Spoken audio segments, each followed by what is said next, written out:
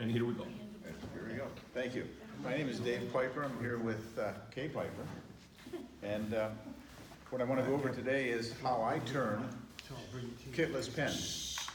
Because there's many ways to do different things, you know, so everyone has their own way of doing things. There's a basic guidelines that you follow to turn pens. But this is how I turn kit pens. And what a kit pen is, you send away to different places and you buy the kit. The kit consists of the nib, refill or fountain pen nib, and the cap, and that's what a kit is. Now, kit pen versus kitless pen. And I don't know if you remember, we had the last show, the last Miami Pen Show we had, and there was a few of us, I think 5 of us, that bought these kitless pens there. And what a kitless pen is you don't buy a kit. The only thing you buy in the case of a fountain pen is just the nib. So what you end up doing is using taps and dies, a different process altogether, then turn the shape on a lathe. So now you have just one part you buy and the rest of it you make from scratch. Where again, on repeat, on a kit pen, you have parts that come with it. And that's the difference between a kit pen and kitless pen. And again, these are the steps that I follow. So I purchased these from Craft Supplies, Penn State. There's many places that you can get them. And they range in price anywhere from $3 up to $40. But what I'm gonna do is just pass one around. You can just, that's a kit pen. That's, when you buy a kit pen, this is what you get. And what company did you get it from? Either, most of it comes from Penn State Industries. Penn And State? where do I get what companies do I go to? There's 3 main ones. There's Penn State Industries, Craft Supply USA, and Bearwoods. That's one of the 3. There's many others, many of them out there. Beartooth Woods or Beartooth Woods is Beartooth another one. Like I said, there's many out There's there. one called Bear Woods? Bearwoods, Bear Hardwoods. Oh, okay. So there's many. There's a lot, yeah. There's a lot out there. So online, you probably Google them and they Just show say you- pen kits. They'll show you the pen. Yeah, you would Google pen kits to find out all the different the vendors that sell pen kits. And then you get on Penn State's mailing list and you'll get a catalog every 2 weeks. At least. Yeah, right. All right, before I start, where I get my wood, there's many different ways that you can get wood. A lot of it is found wood, wood you found in the street. You cut down a limb.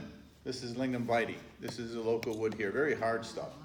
So you either get a piece of wood, then the next step is you want to cut it in a square. Usually 3/4 inch by 5 inch is a good size to work with. So these are some that I've collected and just cut into squares. Or if you want to get fancy, you can purchase some wood. So I'll just pass a couple of these around. And this is white mangrove, and it is mangrove wood, but I got it from Fairchild. Nobody can cut down a mangrove tree, but they're licensed to do that. They were afraid the limb was going to fall on some customers. But also another type of kit pen is Calazani wood makes these laser cut pens. So what they do is they'll cut out pieces of it. In this case, this is the Scales of Justice, or they'll cut out fish and then you glue in the pieces. You then make sure they're secure. But we haven't get a little ahead of myself. But that's another kit. Let's just talk about the kits out there. Or there's many other things you can do. You can cast a pen yourself. So you start off with a mold, and what you do is you'll take a brass tube. Brass tube is key to all pens. There's always a brass tube in a pen. In this case, I took a brass tube, took a picture of a guy's motorcycle tank because he wanted it because it was unique to him, or that was his first motorcycle. And what I did then is I wrapped it around the tube, put it in the mold, and poured in resin. And after it hardens, this is what the blank looks like when it comes out. Now again, then you're working with a square that you're going to turn on the lathe. So if you want to just pass around this. Say that one Okay. again. This is casting a pen. What Donna asked is, what is this? You cast a pen using an acrylic, usually at some type of poly resin. Usually 2 steps, a hardener and a resin, equal amounts usually. So what you do is, what's key to this pen, that the package that I sent around, you'll see that there's a brass tube in there, and I haven't got to that part of the pen making yet, but a brass tube is what you use to put inside the pen for turning and to give it strength when you're pressing the parts together.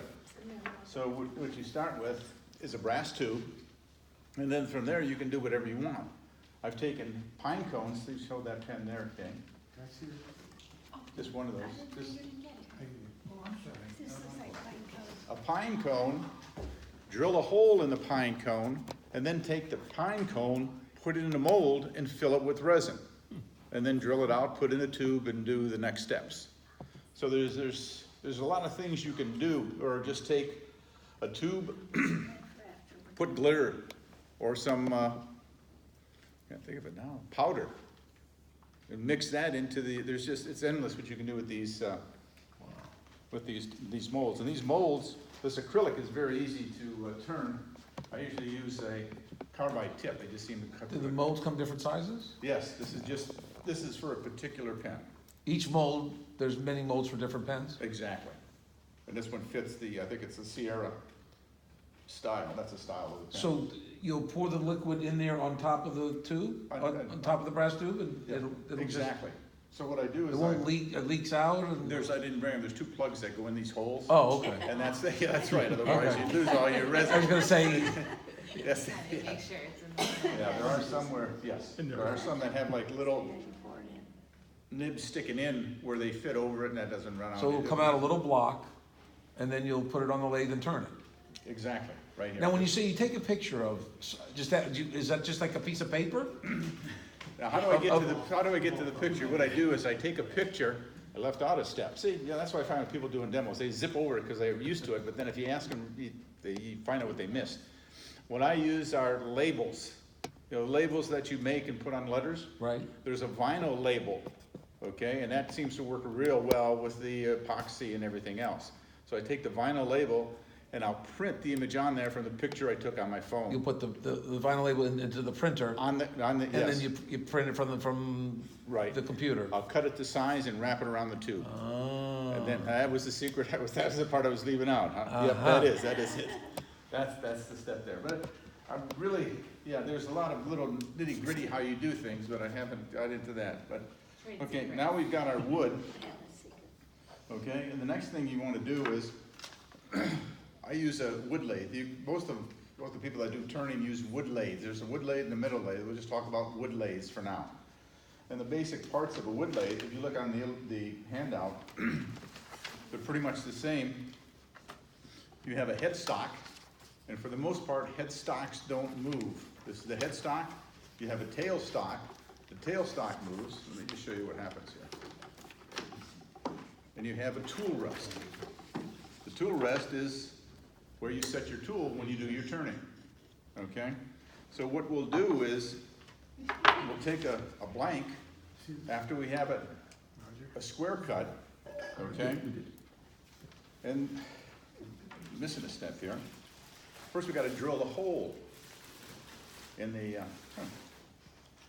we gotta drill a hole in the wood blank that we cut down the size. So the way that you do that is, you have this is the same chuck that you see on drills, drill presses, drills. This is called a Jacobs chuck, okay? And the shaft will fit into the tailstock of the lathe, all right? Now there's also, you can use a regular chuck to mount on the headstock, but in this case I'm using a dedicated chuck to hold the square piece. And the reason for doing that is, once I line these up on the lathe, it's gonna hit dead center. And that's how I drill the hole for these pieces of wood. I don't know if you wanna see this. A little heavy. You wanna pass? No, it's all right, Kay says. Okay, whatever Kay says.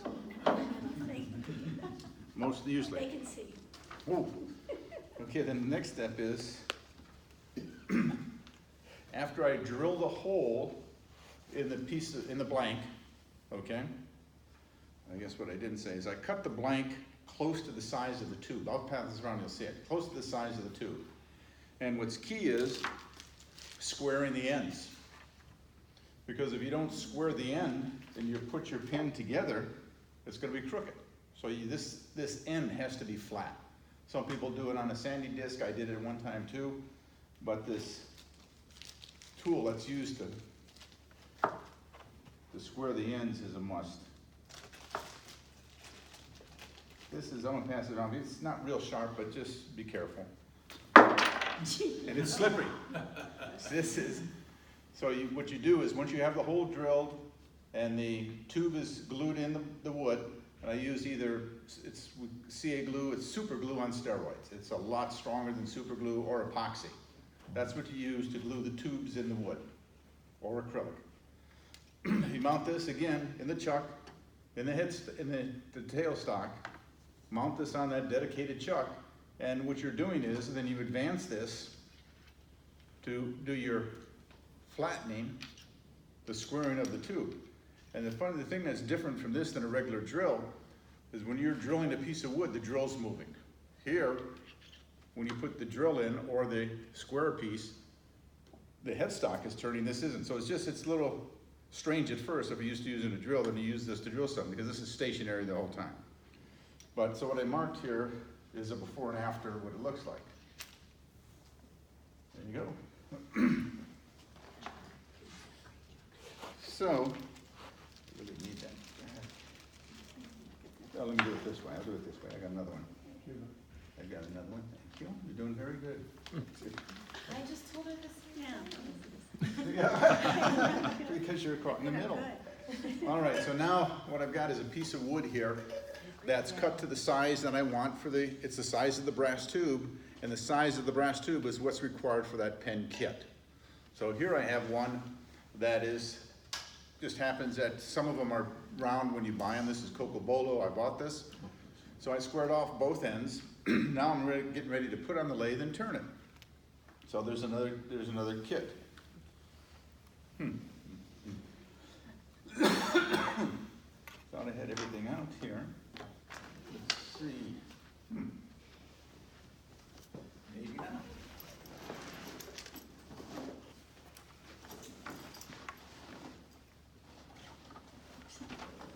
No, it's probably up here and I don't, it's probably up here and I don't see it. But, well, let me just do it this way.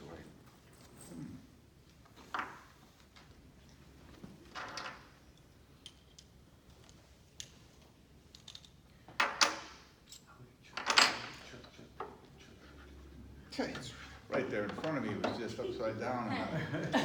It was like, I'm looking at it like this, and I'm looking to see something like this, but I'm seeing it like this. That's not, anyways. So now I have another tool, it's called a mandrel. And a mandrel is used to secure the piece of wood that you've turned that you drill the hole on so you can turn it. So the way that works is you start off with, again, you take the mandrel, put this piece in the headstock, and a mandrel consists of a chuck, like the Jacobs chuck, something that you turn, and a mandrel is the rod. Okay, so we put that in. Right. Howie Mandrel, did he say? No, Stephen Mandel.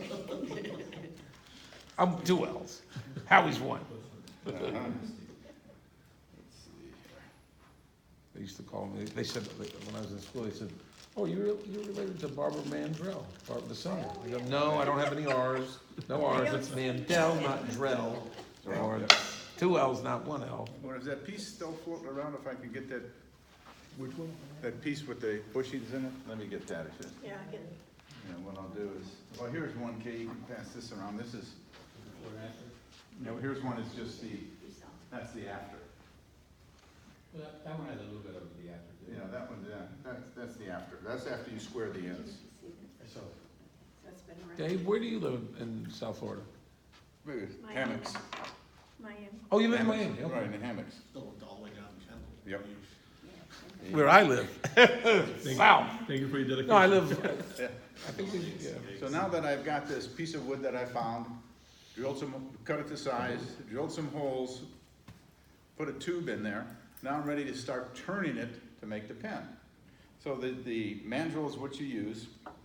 Also in the kit that I passed around, you also need to buy some bushing. So you can see when you make a pen, there's a lot of parts that are involved. As a matter of fact, if you make more than one pen, you could have a cabinet like that or more with bushings in them. You gotta keep them separate, because if you don't mark them, Yeah, Yeah. exactly. wow. So what I'm gonna do is put a bushing on, put the piece that's squared in there, okay? Put a bushing at the other end, even though this one isn't finished, okay? And then I'm gonna put up what they call the mandrel saver. So this gets locked in. It's on your middle. There you go. Middle page. Oh, very good, thank you. She's better than Ben Second White. page. Just wanna be paid more, okay. Earn So- your meal. That piece of- Now that hook this help, you see that we've got the headstock, the tailstock. Now I'm mounting this in the lathe like so, and it's square, okay? So what I do is, then I turn on the lathe, and the lathe turns towards me counterclockwise. And I'll take my cutter, my tool. Let's just say this is the whole enchilada here, the whole thing. This is the mandrel with the Would I, wood on it, thank you. would I, Would I? Yeah. would you please? She's getting a little. Tested. Yeah. Finally she read the instructions, okay. So what I do is then I attach this, and then this lathe will turn. It does make a mess. The first key is always wear face mask when you're doing any turning with wood. Definitely need to do that, because there's a lot of people that got sick from wood in their lungs. And acrylics. And acrylics too, that's another one. And CA glue, when you're using the CA glue, those fumes are nasty. Yeah. You need maybe even a respirator for that. But the key here is, yeah, the key, well, keep the fan going too, but as you're turning it, there's also here, I took it off, but there's something called a tool rest, and that's what your tool sits on. So what you do is you lay, there's what we call the ABCs of wood turning. First of all, you anchor the tool. You move it up until the bevel's touching the wood. That's the B. And the C is you start cutting. So you anchor, bevel, and start cutting. So those are the ABCs of turning. Anchor, bevel, so that's, and these are miniatures, as you can probably tell, but this is a type of tool that I use. This is a little sharp. I mean, you won't cut your finger off, but it's, sharp. This is what the tools look like. And when you make up some of them that are, very pretty acrylics, Mm-hmm, you buy the block of it and then you cut it up? yes, Just like the wood. yeah, Yeah, they just come- like the wood, yeah, Like 7/8 by 7/8 by 5 inch. yeah. 3/4 by 3, well, 3/4 3/4 by 3/4 by 5. inch. You The do the little same, blocks. it's the same process there. Did you make this? No, No, you buy these. no, about that. But I have made some tools. You can make them, but you buy some drill rod and you can do it. Now, how do you make them? That's another thing. Wood turners, they end up making a lot of their own tools as you go along. Some specific tool you want to make for getting on the inside of something. But back to the acrylics, you take the acrylics, you buy the blank, you drill the hole, and with acrylics, what I found is because they get hot, and they kind of melt a little. So what I'm always doing is I have a bottle of water, and as I'm spraying it, I'm spraying the drill bit. So it keeps the drill bit cool as it's drilling through the acrylic. And I've had more, some- more in and out. Yes, yeah, more in and out to get that crud off of your drill, but also to keep it cool. Yeah. When I first started doing this, I did it on real high speed, and it got so hot that it would melt the acrylic, and then the drill gets stuck in there. So it's a little Yeah. hard to get it back out, pliers, and just keep cranking or cut it to get your drill out. Not that I've done that once or twice, but anyways, you do it once, yeah, more than once.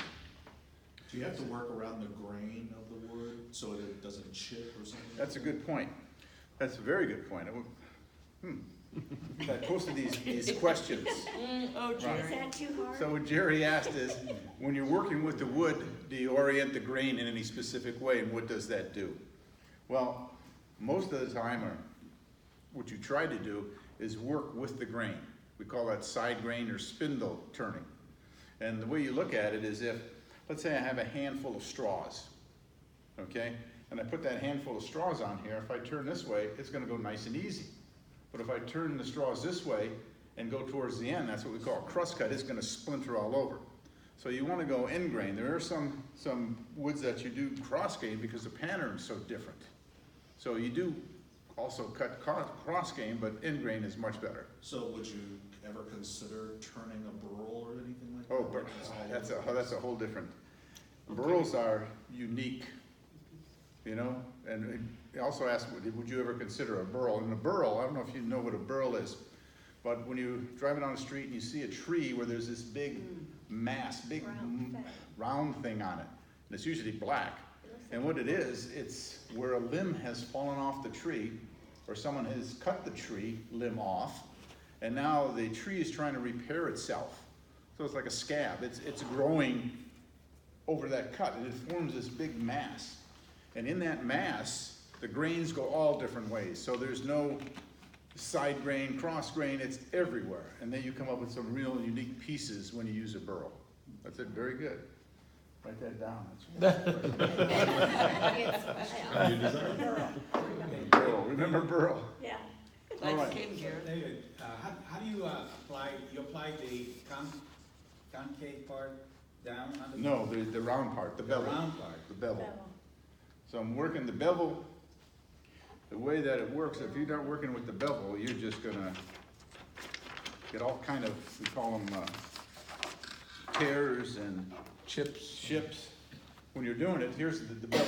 What Rudy asked is, do you use the concave part, or do you use the flutes, where the flutes are? Well, you use the concave part, because that's the way it's cut, it's sharpened. Okay. It's sharpened up this way. They usually have 45, it varies the angle, mostly 45 for this. So when you're turning, you want to be, the bevel wants to be up against the wood, and that's where you get your nice cuts. You also want to be a little below center, but there's a little more to it than that. But so you want the bevel, the tool on the tool rest, All right. where the bevel is here, and then you go into it, like so. And you put your finger on the top part so that. This guy, you got a keeper. The way it works, yes, that's a couple good points there. If you just put the tool down like this and you don't put your finger there, well, what's gonna happen, it's gonna catch. It's also gonna vibrate if you stick it out too far. Right. All right, so the other key is you wanna be as close to the wood as you can, and you put your hand up here and on top of the tool to keep it from moving. That's a good point. Yeah, you don't want that sticking out. You know. And this, I just want to pass this around. This was a piece that some branches we got from someone, and it just looked unique. The thing is, it just splits like crazy. So out of a limb, maybe 3-inch diameter, this is what I ended up using because of all the cracks and the splits in it. This is macadamia nut tree. And the pattern on this thing is just beautiful. Just on the sidebar, we had a workshop, and I showed one of the students how to turn. Two people wanted to learn how to turn a pen. I showed them, and then we did a third one. I took a piece of macadamia because I never used it, and it turned out beautiful. But I felt bad. I gave it to the person that did the instructions. So now I'm making some more like this. It just turned out so good the first time. And I did use the CA glue, and the super glue is, the way that works is, I take a piece of these paper towels that come in three sections, the small sections, and I fold it in half and rip it.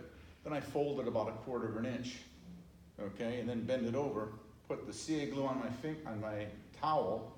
I'm like, I don't know how many pads deep now where my finger's under the CA glue. And just as it's spinning, you go back and forth 3 or 4 times.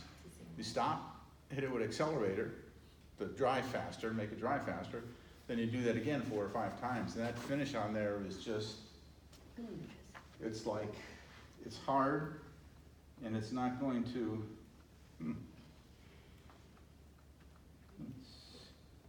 nope. I'll get one real quick here, maybe. Okay. My helper should have had that in her hand. Okay, anyway, there it is here, she had it. It is in my hand. That's just, if you can show them what that's what the super glue finish looks like. What? Those aren't the super. No, none of these are. It almost like a lacquer finish. It is, it's like, but it's hard. It's like a lacquer finish, but it's hard. And you just keep moving back and forth, and when you're done with it, to sand it, use micro mesh sandpaper. I don't know if anybody knows what micro mesh sandpaper is. It's a wet sandpaper that has a piece of foam in between it. So what you end up doing is going up from like 12,000 grit to like 1,500. 1,500 or Yeah. something, 15,000. Well, no, 12,000. it's 1,500 up to 12,000. Yeah, something like that, but it goes up pretty high. Yeah. So you keep it wet the whole time you're doing it, and you go back and forth with the 12,000, then you go to 13, then 14, 15. I've got 9 different grades of that. And when you're done, you take the polish. You see the polish that you use on your headlights to get that foggy stuff out, and you just buff it up, and that's what it looks like. So, now how do we put this together? The last illustration is how you put it together. last How do you page. put the last page? Thank you. The last page is how you put your pen together. There's different ways you can do it. With an arbor press, it's just a cast iron piece a rod that's on a gear that you go up and down and press something down. On a drill Friction. press, friction, yeah, some kind of some people use clamps, but what I found is the easiest way to do it is to, I showed it here in the picture. On the chuck, on the headstock, take one of these, just make a little wooden bushing mic. And this is made out of lignum vitae because it's hardwood. You slip this inside the headstock, inside the tailstock. Thank you. And then you put your blank here, put your nib here, and just press them together. These are press fits. You want to make sure there's no glue or any garbage on the inside so it goes in smooth. And how do I know that? Well, if you press it too hard, it cracks the wood.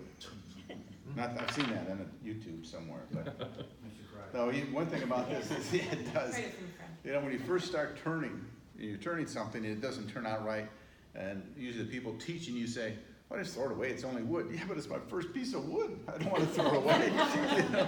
So you find a way to fix these things. And I've learned over the years how to take pens apart. The fountain pens, the ballpoint pens, the twist pens. It's just something you do because maybe you got a little a crack or a flaw on here, and the rest of it's a nice pen. So you use what do they call, punches. You go anywhere from 1/8 of an inch up to maybe 3/4, and you usually punch it. So what I do is I've got a clamp that holds the tube. Then I take my punch that fits right inside here. So there isn't a lot of slop, and you just take a piece of wood so that the punches don't elongate or get bigger on the ends. You just hit it away, and then the piece comes out. You get a tube, and you make a new one. It was something I've learned over the years too. Or no, I figured this out. No one had told me this, but let me just grab this tub here, just for a minute. I'm not going to take anything out. No, it's okay. So you get a tub or something somewhere, a dish. It's good to put a piece of paper underneath. So now you're holding the tube and you got your nib here. You're banging it out. You don't want it to hit the floor or hit the table. So you want it to go into, hit something soft. Some container. So I learned that. And also, if you hit it, it falls on the floor. You may not be easy. If there's a lot of sawdust, it's hard to find that stuff. But most of it is done on the lathe. I can't think of anything. I used to use a drill press to drill it at one time, and go to a arbor press to press it in. But now, this is the way that these work. Is if everything's lined up correctly, the center of your headstock should be right the same as the center of your tailstock. So when you're drilling something and you could be wobbling a little on a drill press, this thing is going to go right down the center. So that's what you want to do. You don't want to drill a hole where you got very little here and nothing more here, and when you go to actually turn it, you end up nothing. And I think that's it. I do turning. I've been I turning. know you do. I was waiting for your questions. No. Just something just an example where, like for glue, what I like to usually do, what they've told me before in the past. You learn from all different Sure. people. You have these little sheets of thin plastic, like jewelers use plastic, where you take the brass tube and you just turn it and you cover. Some of the old guys use potatoes. and you just stick in the brass tube in each end, and that way the glue won't get down into the tube. And then you'll, cover the brass tube with the glue, then you pop it into the wood. I use Play-Doh. Huh? I use You Play-Doh. use Play-Doh, I use these little pink sheets of plastic. Okay, because. Wax, not plastic, wax. Wax, okay. Wax. Then, there's different ways of doing Wax. things. They may use wax. Yeah. But Play-Doh works, and I only do it on one side because what happens is when you put the tube, now you have this tube, this brass tube that's got this epoxy or CA glue all over it. So how do you hold it, without taking the epoxy off? So what I've got is a rod. I've even taken paint brushes. The paint brushes, the artist brushes, they're like fat and they go down thin. Well, the fatter usually goes into a tube and it'll stop eventually. So one end of it, I put that tube or that paintbrush, and here's where the Play-Doh is, and put it in. But to your point, when you put it in, you do turn it because you want to spread that Right. CA glue all over the tube on the wood on the inside. When you're applying the CA glue, I just take the nozzle and just make the little swirly things, like maybe 3 times is all I usually use thick CA glue. There's a little more to it. The thin, it doesn't dry as fast either. But yes, that's a good point there too. They use Play-Doh, potato. A lot of people use potatoes. And wax. I use these Wax. thin sheets of wax, yeah. Right, there you go. But when I'll like kind of use a parchment paper, and I'll just, everybody has their own little method, and I'll take I use the CA number 2, and I'll just make a bead of it. And then what also I've learned was before a lot of times these brass tubes comes very shiny.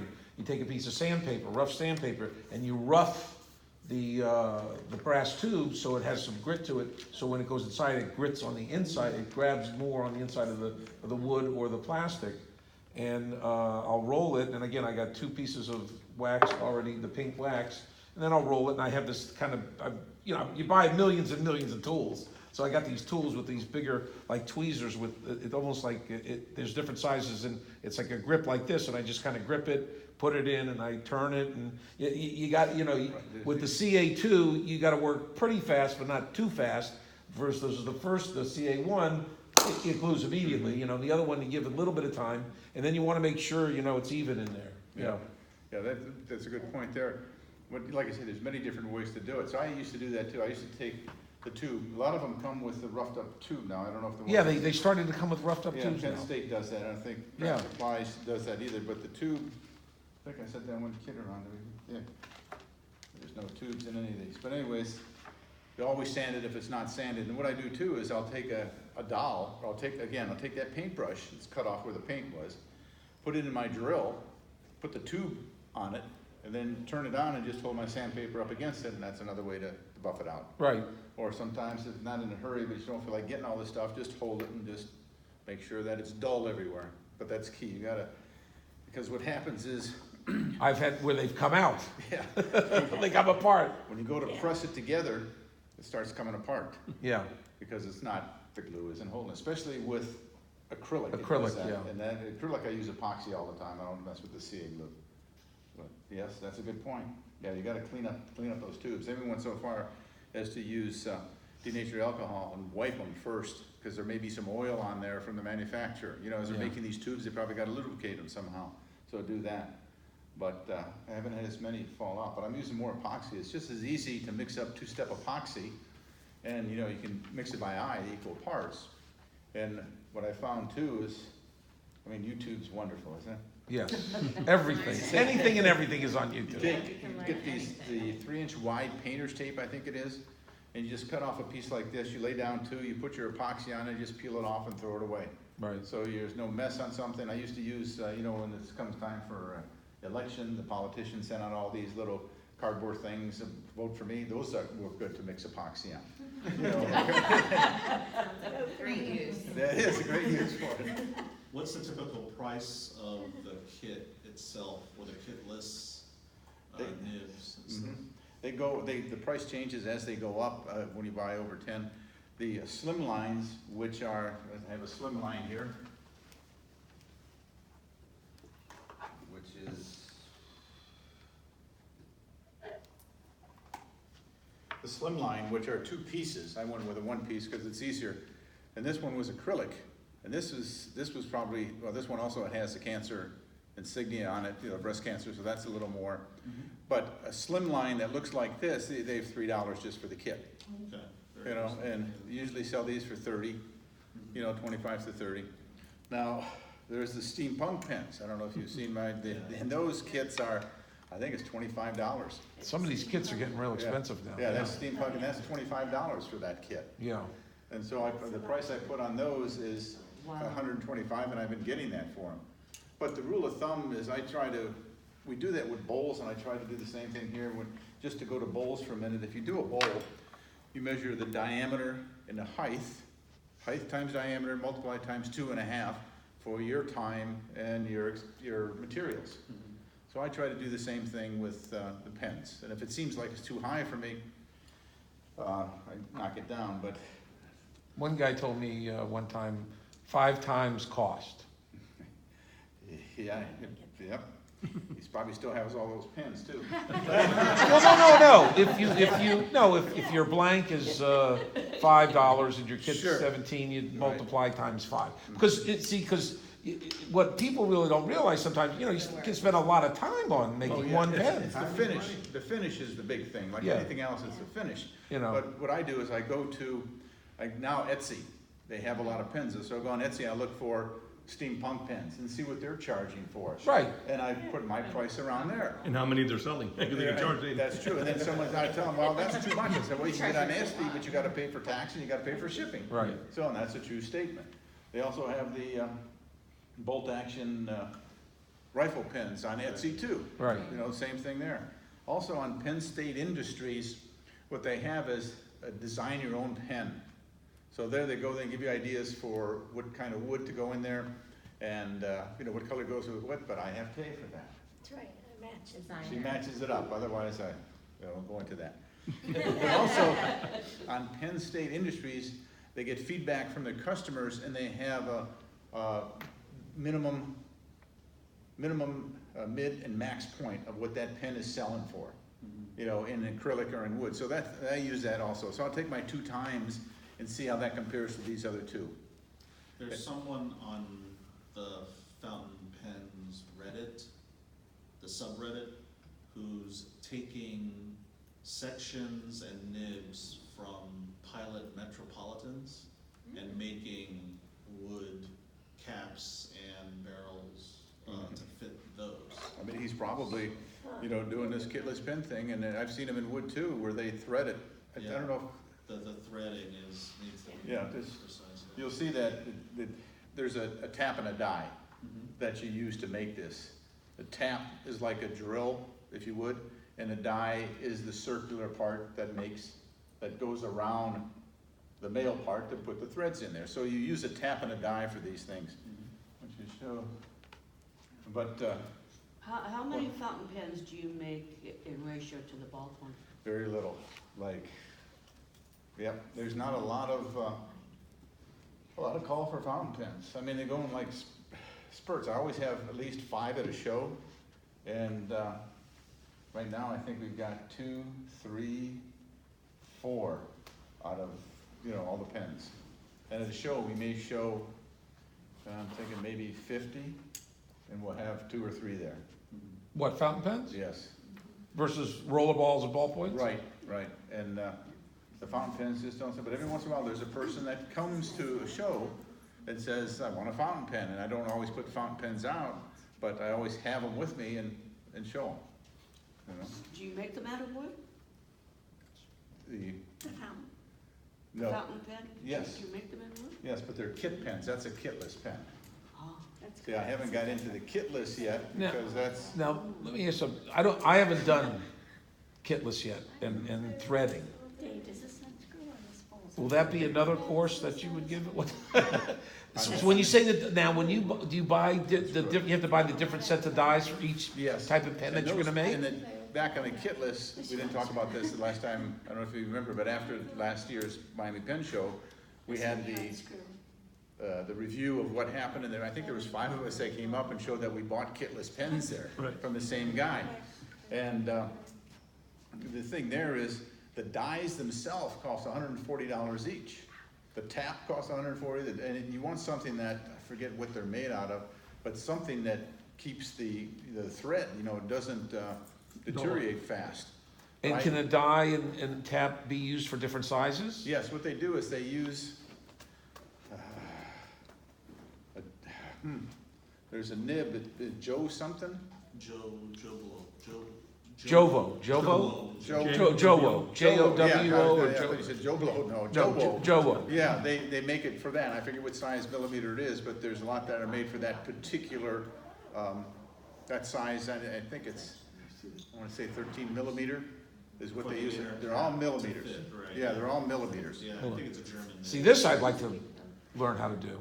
This I don't know how I to do, do. that's what I wanna do next. I tried a couple, but after I had the body with the thread sticking out, and I wanted to, it was a little too long, I went to cut it off, and I made the biggest mistake. I went into it like this, and it just split.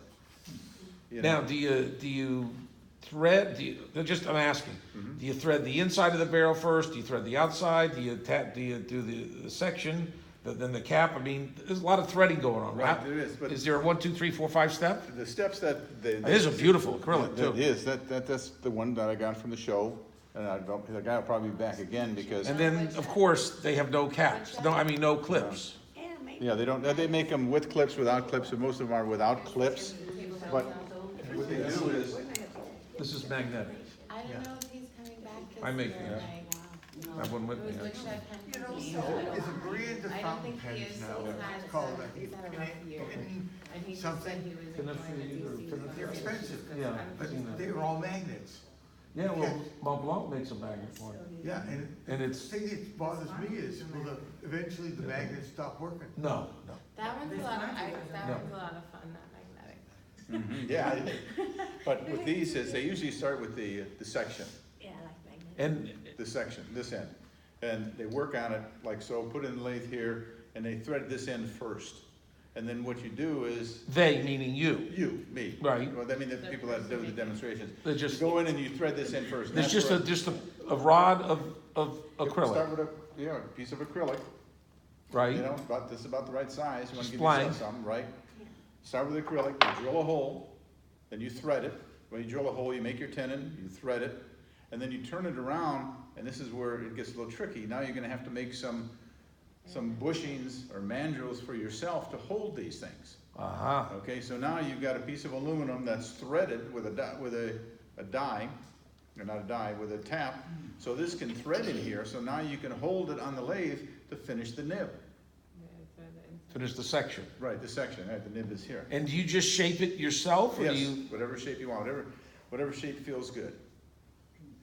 Okay, and then But then the drill bit that goes in there, though, doesn't that have to be the size of like the converter and for the well, yeah, bit it to has go? to, it has to fit that, yes. And, I mean, do they get instructions on, do they give you any instructions at Yeah, all? they do, there's basic diameters.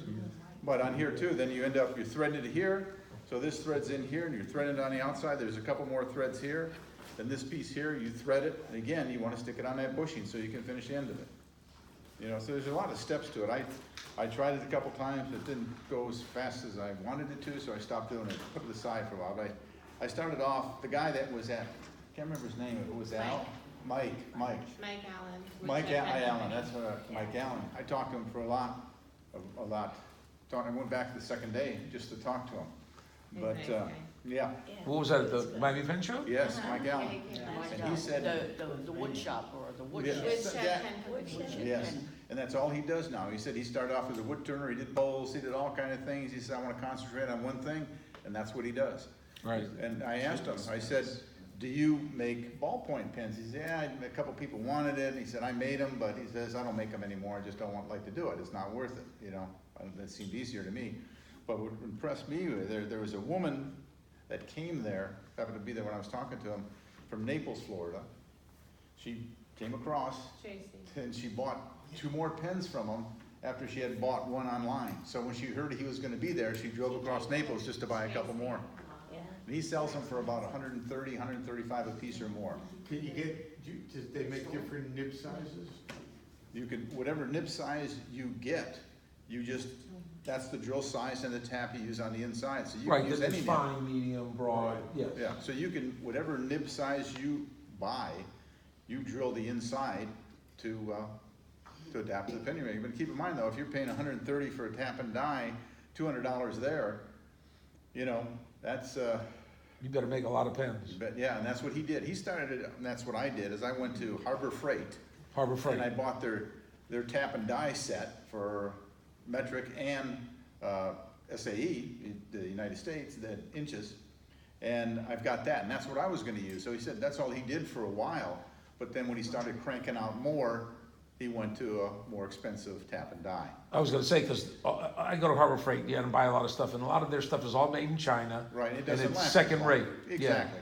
I mean, when you need the good stuff like that, yeah. But he wanted to Yeah. try it first instead of spending all that money, because I think what they do is there's a club out there called the International Association of Pen Turners. And it's IAP, I don't know, it doesn't cost anything to get on there. And they have forums and you can ask them questions about anything. And on there is, they had a bunch of people get together and they bought all the taps and dies and mandrels and chucks that you need to make kitless pens. And I think that came to like $400, just when they bought it in Oh, bulk. yeah, it gets expensive. It gets expensive, so and that's what's keeping me from, is the money, and I wouldn't, That's without right. getting, you're okay. But it works pretty good, she does critique my work, I mean, yep, this one's got a mark on it, you gotta redo it, so that's how I learned to redo pens. You had a lot of mistakes, no more, you're doing better. Oh, whoa, So, I got that on tape. you got that, I did good, let me get a copy of I that. gotta admit though, that's the smallest lathe I've ever seen. You know, a friend of ours, a friend of my wife's, got it at a yard sale for $5. That's like a jeweler's lathe, right? Yes, it is, I mean, it's, It's there's a cute lathe. yeah, it is. I mean, And I've got this big I lathe, well, you the know. lathe that's on the picture there, the lathe sizes, the way they determine the lathe sizes is the distance, the biggest diameter of a piece that you can go on it. Right. Okay, so I started off with a Jet, the name of the company. Jet, right. It was a 1220, which meant I could do a 12-inch bowl on it. So it's 6 inches from here to here, 6 inches from here. I think this one's 1.5 inches. The lathe I have now, it's a 16-inch Uh-huh. lathe, so I can go to a 16-inch bowl. And I mentioned that headstocks are stationary, but on my lathe, I can take the headstock and I can swing it out. So I can do a bowl a little bigger than 16 inches if I need to, but what I do is, the reason I swing it out is when I wanna go in there and clean out the inside. If you got a regular lathe, you either move the whole lathe or you're up here like this doing it, you can't see what you're doing, but moving that thing out there so you're right there looking at it makes all the difference in the world. But yeah, there's also some lathes that turn all the way out and you need a tool rest about this tall and you can do a 4-foot diameter bowl. So, you know, the size. So you have other lathes? I have, well, yeah, this Just is, that and the Jet and this? no, I don't have the Jet anymore. Oh. I sold the Jet to get the, it's a Nova 3000. Oh. And, Do you have a metal lathe? no, I also have a rose engine lathe. That's something that's entirely different. That I could do a demo here sometime. That's different. That makes designs on wood, like Yeah, this. oh yeah, like that. That's what it does. So what it does is, Right. this rose engine lathe, Let's play, Wow. dress it up. yeah, so you have a plain bowl or a plain box and you wanna put a little decoration on it. This rose engine lathe is entirely different than any wood lathe or anything that looks like this. Show it to the camera real quick. So that's a rose engine lathe. But yeah, we can almost, that's what we did at the library in Broward, in Yeah. Dave Weston. It was in Weston. So we brought a tarp, laid the tarp down and did it. It didn't make a lot of noise, but it's, we'll see. Oh, That's- this is Dremel. Yeah, it's a Dremel. So you make all your pens on No, this? I started with the 12. I just brought this to show people what a headstock, tailstock, and. Oh, 'cause I was gonna say, No, I don't use my pens on this. I use the Nova 3000. oh, I use the okay. Jet, the 12. So this was just, Just for this demo to show people that don't know, they haven't seen it. oh, cause I said, Lathe is- I can't believe you make all these pens on this No, little I- tiny lathe. I mean, it looks so clean too. I right? go, you know, I must be doing something wrong, cause I got this big Jet, you know, and I've got a steel lathe. No, I just brought this as a You know, it works, it's functional. I was playing around with it, you know, put a few beads in here. and- Can you change the speed on that or no? No, one speed. It's one speed. That's the difference. With lathes, you really need variable speed because you want it down real slow when you're sanding and putting a finish on. It depends, you know, Right. and fast. So what do you use this for? She gave it to us. I figured this is good to do demos, and I haven't really got into using it, to try it. Oh, you never tried it yet? Well, yeah, I This is what did. he used. Oh. Yeah, I did. Okay, so it's got the one speed and then Yeah. you just, okay. Yeah, No, it's a neat little lathe. yeah, yep. Can I just say one thing? Can I just say one thing? Okay, When have you ever only? no, said one I've been turning pens too. You know, I know I you do a have. lot of acrylics, Uh-huh. and you know, you know, you're an artist, you know, and it's like you do it occasionally, and you know, you get inspiration. So now I got inspired again, and I hadn't turned for a while, right? Uh-huh. Well, I have long hair, right? So the other night, last weekend, and I have a big jet lathe, Ah. and I'm like this turning, and guess what? You hit my caught it. It grabbed it and it was going 2,800 RPM, and I had the huge cut in my arm, smashed my head, smashed my arm, smashed my knee. I mean, my hair's all wound up in there, and I'm like freaking out. And I finally turned off the switch because it happens all so fast. And I mean, a huge chunk of hair came out of my head. So if you have long hair, make sure you wear a ponytail. I learned that lesson quick. Thank you for that Just inspiring message. wanna, Yes. so any gals, And you you know, live to tell the story. and I'm living, I'm alive. I mean, it was like I was ready, I thought I had to go Like to a the. shock attack. So any gals that will learn how to turn, no, you gotta wear a ponytail, yes. Or And cut your masks, huh? Or put Or, no, I'm not cutting my hair. Well, Dave and Kay, thank you. thank you. And this is going to be exciting to see now that we're going to be able to have it on YouTube. So. Oh, you're gonna put that on YouTube? Really? Well, we'll do it.